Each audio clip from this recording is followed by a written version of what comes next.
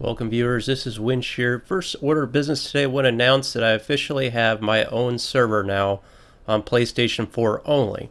If you search for servers, just search just like YouTube, one Winch here, you will discover my server, and I will periodically be making announcements on my channel, kind of like a live stream announcement if you will, but similar to that. I'll just post that slide that you just saw there on my YouTube channel, and maybe I'll make an announcement on Twitter if you follow me on that. Social media is that's a whole other thing with me, but either or, I'll try to make an announcement when I'm actually on there gaming. And I imagine if you search it right now, it'll probably be empty. That's a common occurrence with the private servers. But if enough of you edit your favorites and get in there, there may be enough population on the server itself. So I hope to see you guys on there. A lot of you have indicated you want to game with me. I'm happy to do that. But again, unfortunately, it's only on PlayStation 4, and the also unfortunate aspect of that, I have rented it for 90 days, but it's still bugged. They're still ironing it out. I was lucky to even get a server, and it's in the western U.S. hemisphere. I reside in the central U.S., but western is the only thing I could reserve, and there still seems to be some kind of bug with the getting 64 players. You're unable to do that under custom maps. You can do it under like a default map, which is pointless. Any of us can join a standard Conquest server with 64 players, but the whole reason we get servers is to make our own map rotations, and unfortunately there's very little you can do right now with the servers. So hopefully that'll get changed here in the future. Right now I got it set for Obliteration and Conquest, and some pretty good maps between those, like for example Galilean Peaks. I have that Obliteration, that's the first match, so it looks like it'd be fun if I can get some 32 players or more in there hopefully someday. But hope to see you guys out there. That's what I want to discuss there. And again, add it to your favorites if you're on PlayStation 4. I will see you on the battlefield with that. Now, the gameplay you're watching here is Siege of Shanghai, and I am in the gunner seat of a chopper. And I'll basically going to show the entire duration of this kill streak, where I have obtained my new high, personal best 39 kill streak. Now, that's not, you know, I mean, that's not the best by any means, but it's my personal best, and it was a very satisfying game, especially flying around with, as you can see, a blueberry right now. I'm not speaking to this guy, he's not speaking to me, and this is just to show you can jump into the chopper still and dominate the battlefield. And this kind of goes in line, a segue to my previous video, and what I want to discuss as well. I appreciate you guys' comments on my last video. It was by far none my most popular video in terms of comments and reaction from the community. I got a lot of people from various avenues, I think, that weren't even necessarily my subscribers, coming in and putting input into that video discussing why I think Battlefield 4 is better than Battlefield 3. It's clear a lot of you guys are very passionate about Battlefield 3, as was I.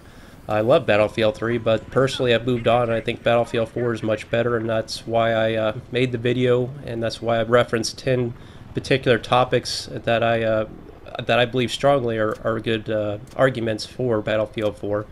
A lot of people are kind of going against me on that, saying, well, it's opinion-based and not factual. I'm like, well, of course, that's a whole, by me making this statement Battlefield 4 is better than Battlefield 3, that's pretty much an opinion, and that's why I was backing up with opinions. But nonetheless, it was an overwhelming response, and I appreciate your guys' comments. And if you haven't seen it yet, you can check it out there on my channel, Battlefield 4 versus Battlefield 3, why I think Battlefield 4 is better. Now, the gameplay here, what I'm going to be showing here in the gunner seat, it's not that these players are particularly good. You're going to see here at the end of this video that, and I'm sure I'll see in the comments here if you guys haven't even gotten this far in the video, but a lot of people probably be leaving comments that, well, you know, Winch, you're playing against noobs that have no clue what they're doing, and that's certainly a good consideration, a good argument to make when you're going on a big tear in a helicopter. But what I'm trying to show you in this gameplay is just how important it is in the gunner seat to do what you can do for what little time you can, because this is an incredibly effective tool now. As you see, it just tears through enemy armor, helicopters, and they buffed it much more than it used to be earlier in the day. So yeah, and part of the comments I saw in my previous video were making this as a prime example of how, because one of my arguments was the fact that it's much more difficult to go on these big kill streak tears now in Battlefield 4 compared to Battlefield 3, and that's really upset a lot of good Battlefield 3 pilots and tank drivers, both of them essentially, and they make the argument that there's more skill involved, that there's just so much power to the common infantryman with all the AA mines and the javelins and the MBT laws, that everything that can lock on. And my argument is that it's a good thing because it puts more emphasis on teamwork. For example, when a BT law needs a lock-on feature, the only way it can do that is with a laser designation from a recon class. So, by having more dynamics in the battlefield, more infantry involvement working together, coordinated, you have less of what we saw in Battlefield 3, which was helicopters and jets going on, just 100-kill rampages and completely unstoppable. A good crew could just use the below radar perk, fly off the map, get out of bounds, or just basically fly below radar, spam TV missiles on the perimeter of the map the whole time, and just dominate the team. That's no longer really the case with Battlefield 4, and it relies more on the crew working together effectively. And like the pilot, for example, in the attack chopper, his responsibility is situational awareness, being aware of what threats are on the ground and deterring them appropriately, and pulling back every time you're getting lit up with some kind of missile. That's the whole role of it. Like ACM, for example, on the attack chopper is vital. It's like a good, 10 seconds of protection.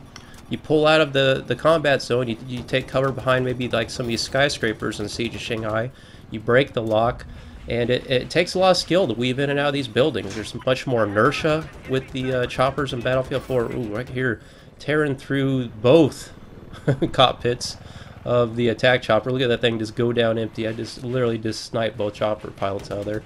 Always fun. But there's so much more. The physics model is much more advanced in Battlefield 4 compared to Battlefield 3, so I think there's much more skill involved just in flying the chopper, if you ask me.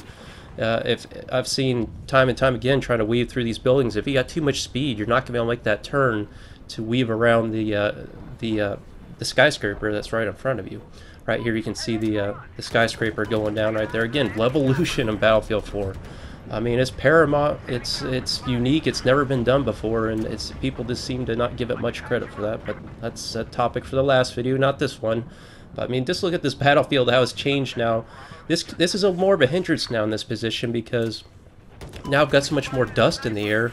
I don't have FLIR vision on this. I prefer zoom optics, as I've shown you time and time again. That's much more effective with pinpointing my targets on vehicles, and even with a guided missile as well.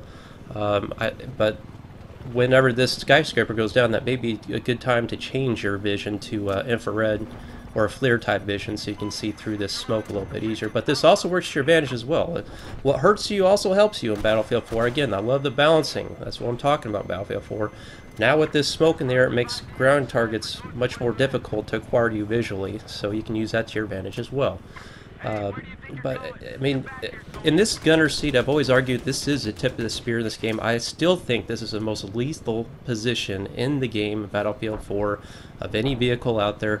If you have a good gunner in your chopper, it's all about the pilot just getting the gunner in the right position and letting him do the work, letting him get the kills. Not that you can't in the attack chopper. Certainly your missile salvo is very potent, but if anything, you just don't have near the range, the accuracy, and the anti-infantry capability with the gunner seat that you do in the attack chopper seat.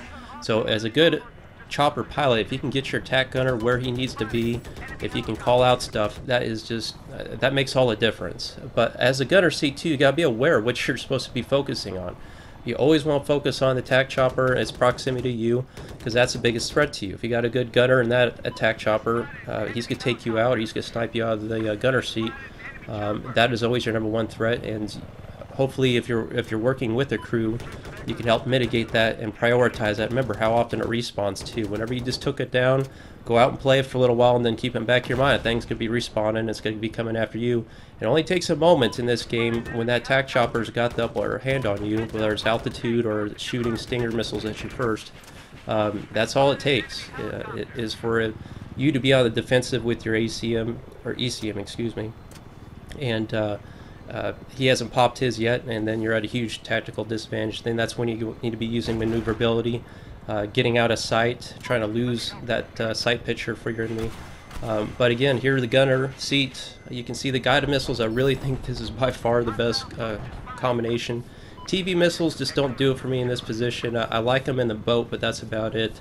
The gunner seat is too difficult to get that angle for the initial launch, and then on console it's particularly difficult to actually guide the TV missile successfully. But the guided missiles, it's deadly. You basically get 2 hits on any armor. You're going to be doing devastating damage to that target, and more often than not, you're pretty much going to destroy it as well, because most of the time your tac chopper is shooting at it simultaneously.